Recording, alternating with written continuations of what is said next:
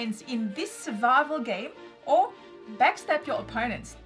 Watch out, they could come back and vote you out still once they are out of the game. This is Supreme Leader. What is it about? In this video, we're going to show you what to expect from Supreme Leader, and if you watch till the end, we hope that we can help you decide whether or not this game is for you. Coming up.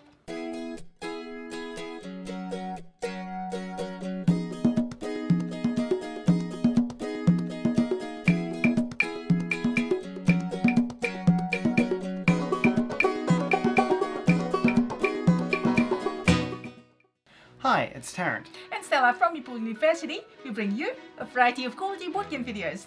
So if you're new here, please consider subscribing and do hit the bell to be notified of when we post new videos. Now let's find out more about Supreme Leader, designed by Jackson Harold and Michael Arkery and published by Card Culture. Released in 2018 via Kickstarter, Supreme Leader is a game of social diplomacy featuring historical leaders and events. It was designed by Jackson Harold and Mark Arkery and published by Card Culture Games. The game plays 5 to 10 players in 45 to 60 minutes and is of light to medium complexity. Supreme Leader is a game of pure social diplomacy. With no hidden information other than a player's intentions, the game is all about scrambling for advantages, weathering the effects of events, forming alliances with opponents, and manipulating your way to victory.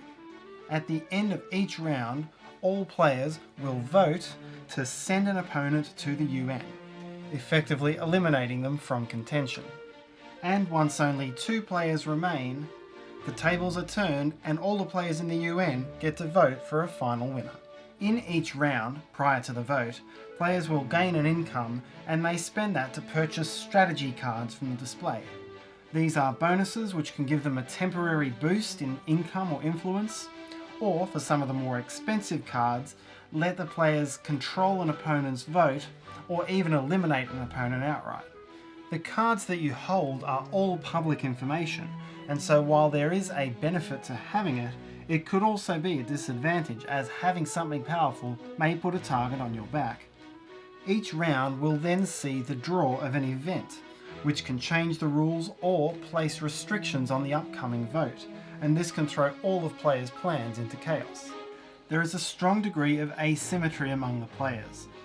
Some characters are unquestionably stronger than others, with better abilities, higher income to buy better cards, and higher influence.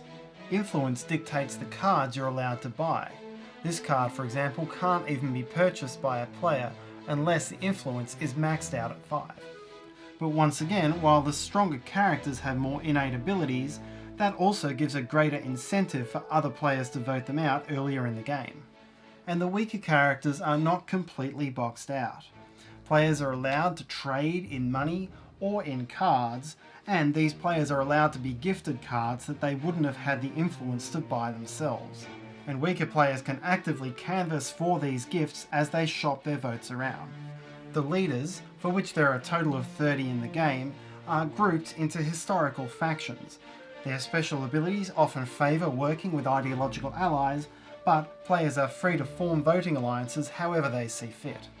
Being voted into the UN is not the end of a player's game. Players in the UN still gain half their income, and while they can't buy cards anymore, they can still trade for them and use them. The UN still votes to eliminate players in each round, but the majority vote among the UN members counts only as a single vote in the deciding ballot. Furthermore, once or twice during the game, an event may be drawn which brings a player back from the UN into the main game. Once all but 2 players are in the UN, each remaining player has the chance to eliminate an opponent outright by playing a strategy card, such as detonating a nuclear warhead. If this doesn't decide the winner, then all of the UN players vote between the 2 remaining players, and the player with the most votes wins. So it pays not to stab too many of the other players in the back on your way to the end. And that's what to expect from Supreme Leader. We hope you enjoyed this video and we hope that it helps you. If you enjoyed this video, please let us know by hitting the like button.